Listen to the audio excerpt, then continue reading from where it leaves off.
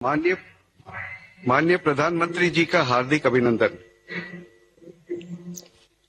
Budget घोषणा 2025-26 के बाद आयोजित की जा रहे पोस्ट बजट वेबिनार में मैं आपका हार्दिक स्वागत करता हूं। यह वेबिनार अर्थव्यवस्था में निवेश, सुगम जीवन और सुगम यात्रा यानी investing in economy, ease of living and ease of travel, लोगों में निवेश यानी इन्वेस्टिंग इन पीपल और नवाचार में निवेश इन्वेस्टिंग इनोवेशन के विषय में आयोजित किया जा रहा है। इस वेबिनार का उद्देश्य सभी संबंधित हितधारकों स्टेक होल्डर्स को सरकार के दृष्टिकोण से अवगत कराना और उनके रचनात्मक विचार जानना है। इस वेबिनार में 29 मंत्रालय, 29 सत्र में लगभग 100 पैनलिस्ट और 25,000 से अधिक प्रतिभागी शामिल हैं। इस वेबिनार में बजट के 43 अनुच्छेदों पैरा पर चर्चा होगी। अब मैं माननीय प्रधानमंत्री जी से अनुरोध करता हूं कि वे हमारी मार्गदर्शन करें। नमस्कार। आप सभी का इस महत्वपूर्ण बजट वेबिनार में स्वागत है, अभिनंदन है। Investing in people, economy and innovation, ये एक ऐसी थीम है जो विकसित भारत के रोडमैप को डिफाइन करती है। इस साल के बजट में आपको इसका प्रभाव भी बहुत बड़े स्केल पर दिख रहा है। इसलिए यह बजट भारत के भविष्य का ब्लूप्रिंट बनकर सामने आया है। हमने इन्वेस्टमेंट में जितनी प्राथमिकता इंफ्रास्ट्रक्चर और इंडस्ट्रीज को दी है, उतनी ही प्राथमिकता पीपल, इकोनॉमी और इनोवेशन को भी दी है। आप सब जानते हैं, कैपेसिटी बिल्डिंग और टैलेंट नर्चरिंग ये देश की प्रगति के लिए फाउंडेशन स्टोन का काम करती है। इसलिए अब विकास के अगले चरण में हमें इन क्षेत्रों में और ज्यादा निवेश करना है। इसके लिए हम सभी स्टेक होल्डर्स को आगे आना होगा, क्योंकि ये देश की इकोनॉमिक सक्सेस के लिए आवश्यक है और साथ ही ये हर ऑर्गेनाइजेशन की सक्सेस का भी आधार है। साथियों, इन्वेस्टमेंट इन पीपल का विजन 3 पिलर्स पर खड़ा होता है: एजुकेशन, स्किल और हेल्थ केयर। आज आप देख रहे हैं, भारत का एजुकेशन सिस्टम कई दशक के बाद कितने बड़े ट्रांसफॉर्मेशन से गुजर रहा है। नेशनल एजुकेशन पॉलिसी जैसे बड़े कदम, आईआईटीज का विस्तार, एजुकेशन सिस्टम में टेक्नोलॉजी का इंटीग्रेशन, एआई के फुल पोटेंशियल का उपयोग, टेक्स्ट बुक का डिजिटाइजेशन, 22 भारतीय भाषाओं में लर्निंग मटेरियल्स उपलब्ध करवाने का काम, ऐसे कितने ही प्रयास मिशन मोड में जारी है। इनके कारण आज भारत का एजुकेशन सिस्टम 21वीं सदी की दुनिया की जरूरतों और पैरामीटर्स को मैच कर रहा है। साथियों, सरकार ने 2014 से अब तक करोड़ से ज्यादा युवाओं को स्किल ट्रेनिंग दी है। हमने 1000 आईटीआई संस्थानों को अपग्रेड करने और 5 सेंटर ऑफ एक्सीलेंस बनाने का ऐलान किया है। हमारा लक्ष्य है कि युवाओं की ट्रेनिंग ऐसी होनी चाहिए कि वो हमारी इंडस्ट्री की जरूरतों पूरी कर सके। इसमें हम ग्लोबल एक्सपर्ट से मदद लेकर ये सुनिश्चित कर रहे हैं कि हमारे युवा वर्ल्ड लेवल पर कम्पीट कर सके। इन सब प्रयासों में हमारी इंडस्ट्री और एकेडेमिया की सबसे बड़ी भूमिका है। इंडस्ट्री और एजुकेशनल इंस्टीट्यूट्स एक दूसरे की जरूरतों को समझे और उन्हें पूरा करें। युवाओं को तेजी से बदलती दुनिया के साथ चलने का मौका मिले, उनको एक्सपोजर मिले, उन्हें प्रैक्टिकल लर्निंग के लिए प्लेटफॉर्म मिले। इसके लिए सभी स्टेक होल्डर्स को एक साथ आना होगा।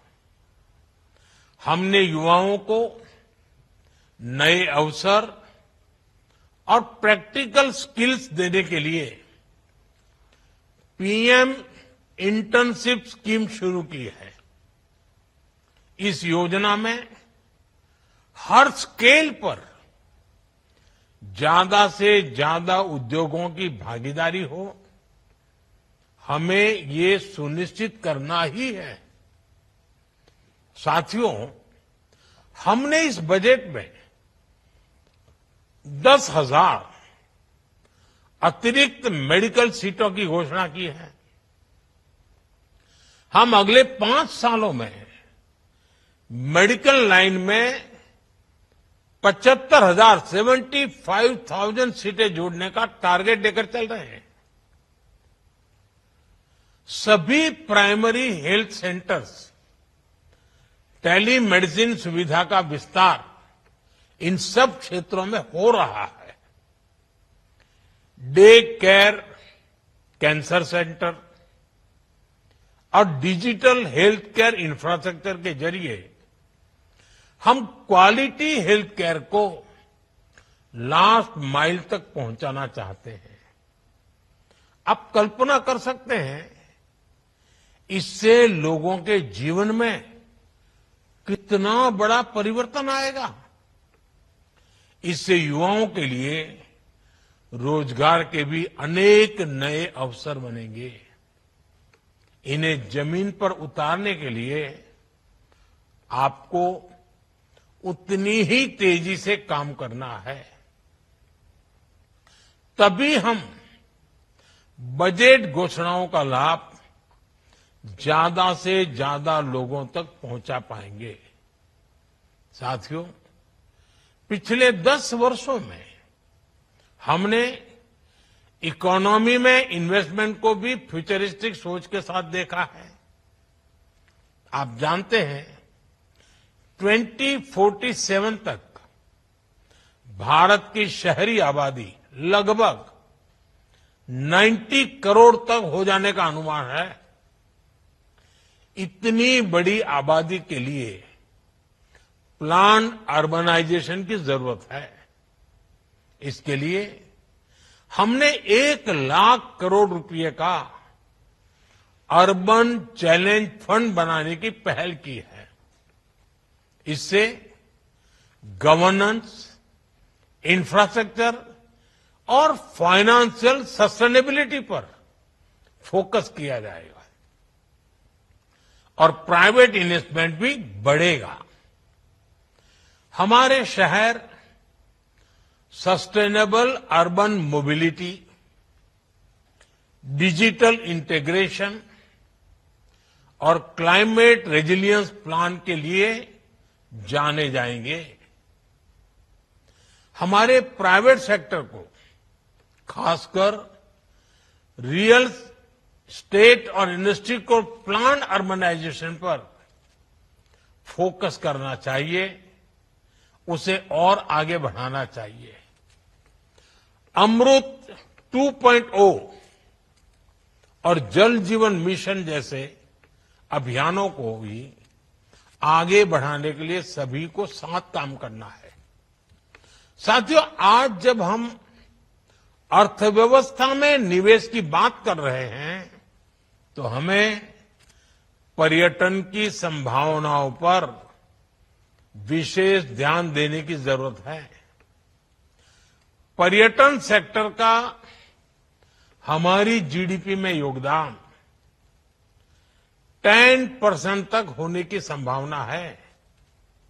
इस सेक्टर में करोड़ों युवाओं को रोजगार देने की क्षमता है। इसलिए इस बजट में घरेलू और अंतर्राष्ट्रीय टूरिज्म को बढ़ावा देने के लिए कई फैसले लिए गए हैं।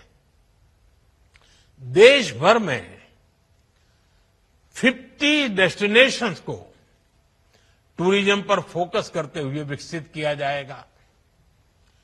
इन डेस्टिनेशंस में होटलों को इंफ्रास्ट्रक्चर का दर्जा दिए जाने से ईज ऑफ टूरिज्म बढ़ेगा, स्थानीय रोजगार को भी बढ़ावा मिलेगा। होम स्टे के लिए मुद्रा योजना का दायरा भी बढ़ाया गया है। हिल इन इंडिया और लैंड ऑफ द बुद्धा, इस अभियान के माध्यम से दुनिया भर के पर्यटकों को आकर्षित किया जा रहा है। भारत एक ग्लोबल स्तर का टूरिज्म एंड वेलनेस हब बने, इस दिशा में प्रयास किए जा रहे हैं। साथियों, जब हम पर्यटन की बात करते हैं तो इसमें होटल इंडस्ट्री, ट्रांसपोर्ट सेक्टर के अलावा पर्यटन में दूसरे सेक्टर के लिए भी नए अवसर हैं। इसलिए मैं कहूंगा, हमारे हेल्थ सेक्टर के स्टेक होल्डर्स हेल्थ टूरिज्म को प्रमोट करने के लिए इन्वेस्ट करें। ये अपॉर्चुनिटी तो ग्रैब कीजिए आप। योगा और वेलनेस टूरिज्म के पूरे पोटेंशियल को भी हमें इस्तेमाल करना चाहिए। एजुकेशन टूरिज्म में भी हमारे पास काफी स्कोप है। मैं चाहूंगा इस दिशा में विस्तार से चर्चा हो और एक स्ट्रांग रोडमैप के साथ इस दिशा में आगे बढ़ा जाए। साथियों, देश का भविष्य इनोवेशन में किए जा रहे निवेश से निर्धारित होता है। भारत की अर्थव्यवस्था में आर्टिफिशियल इंटेलिजेंस कई लाख करोड़ रुपए की ग्रोथ दे सकती है। इसलिए हमें इस दिशा में तेजी से आगे बढ़ना है। इस बजट में एआई ड्रिवेन एजुकेशन और रिसर्च के लिए 500 करोड़ आवंटित किए गए हैं। भारत एआई की क्षमताओं को विकसित करने के लिए नेशनल लार्ज लैंग्वेज मॉडल की स्थापना भी करेगा। इस दिशा में हमारे प्राइवेट सेक्टर को भी दुनिया से एक कदम आगे रहने की जरूरत है। एक रिलायबल, सेफ और डेमोक्रेटिक देश जो एआई में इकोनॉमिकल सॉल्यूशन दे सके, विश्व को उसका इंतजार है। आप इस सेक्टर में अभी जितना इन्वेस्ट करेंगे, भविष्य में उतना ही एडवांटेज आपको मिलेगा। साथियों, भारत अब दुनिया का तीसरा सबसे बड़ा स्टार्टअप इकोसिस्टम है। स्टार्टअप्स को बढ़ावा देने के लिए सरकार ने इस बजट में कई कदम उठाए हैं। रिसर्च और इनोवेशन को बढ़ाने के लिए 1,00,000 करोड़ रुपए का कॉर्पस फंड पास किया गया है। इसमें deep tech fund of funds के साथ उभरते सेक्टर्स में निवेश बढ़ेगा। आईआईटी और आईआईएससी में 10,000 रिसर्च फेलोशिप की व्यवस्था बनाई गई है। इससे रिसर्च को बढ़ावा मिलेगा, प्रतिभाशाली युवाओं को मौका मिलेगा। नेशनल जियो स्पेशियल मिशन और अनुसंधान नेशनल रिसर्च फाउंडेशन के माध्यम से इनोवेशन को गति मिलेगी। भारत को रिसर्च और इनोवेशन के क्षेत्र में नई ऊंचाई पर पहुंचाने के लिए हमें हर स्तर पर मिलकर काम करना होगा। साथियों, ज्ञान भारतम मिशन, और मैं आशा करता हूं इस सब में आप सब आगे आए। ज्ञान भारतम मिशन के माध्यम से भारत की समृद्ध मैन्यूस्क्रिप्ट्स हेरिटेज को संरक्षित करने की घोषणा बहुत ही अहम है। इस मिशन के माध्यम से 1 करोड़ से अधिक मैन्यूस्क्रिप्ट पांडुलिपियों को डिजिटल फॉर्म में बदला जाएगा, जिसके बाद एक नेशनल डिजिटल रिपोजिटरी बनाई जाएगी, जिससे दुनिया भर के स्कॉलर्स और रिसर्चर्स भारत के हिस्टोरिकल और ट्रेडिशनल नॉलेज और विजडम को जान सकेंगे। सरकार द्वारा भारत के प्लांट जेनेटिक रिसोर्सेज को संरक्षित करने के लिए नेशनल जीन बैंक की स्थापना की जा रही है। हमारी इस पहल का उद्देश्य आने वाली पीढ़ियों के लिए जेनेटिक रिसोर्सेज और खाद्य सुरक्षा को सुनिश्चित करना है। हमें इस तरह के प्रयासों का दायरा बढ़ाना होगा। हमारे अलग अलग इंस्टीट्यूट्स और सेक्टर्स को इन प्रयासों में भागीदार बनाना चाहिए। साथियों, फरवरी में ही भारत की अर्थव्यवस्था को लेकर आईएमएफ के शानदार ऑब्जर्वेशंस भी हम सबके सामने हैं।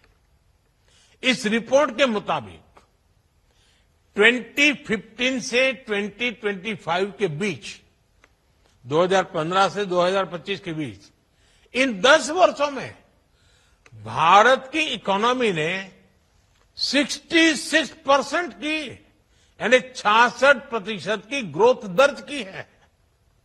भारत अब $3.8 ट्रिलियन की इकोनॉमी बन गया है। ये ग्रोथ कई बड़ी इकोनॉमीज से भी ज्यादा है। वो दिन दूर नहीं जब भारत $5 ट्रिलियन की इकोनॉमी बनेगा।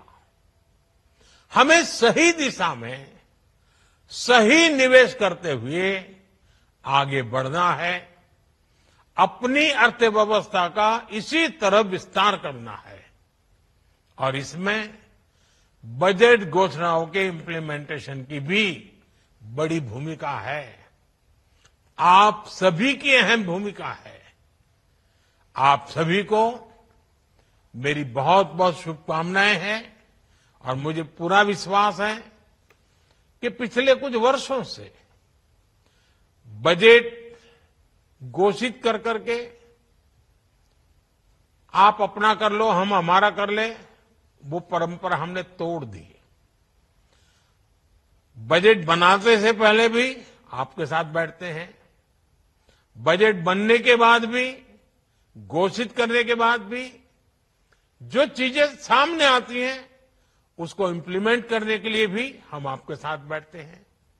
शायद जन भागीदारी का ये मॉडल बहुत रेयर होता है और मुझे खुशी है कि लगातार प्रतिवर्ष इस एक मंथन के कार्यक्रम को बल भी मिल रहा है, उत्साह से लोग भी जुड़ रहे हैं और हर एक को लगता है कि बजट के पूर्व जितनी बातें हम करते हैं उससे ज्यादा महत्वपूर्ण बातें बजट के बाद इंप्लीमेंटेशन में उपयोगी होती है। मुझे विश्वास है हम सबका ये सामूहिक मंथन हमारे सपनों को 140 करोड़ देशवासियों के सपनों को पूर्ण करने में बहुत बड़ा रोल प्ले करेंगे। मेरी आप सबको बहुत बहुत शुभकामनाएं हैं।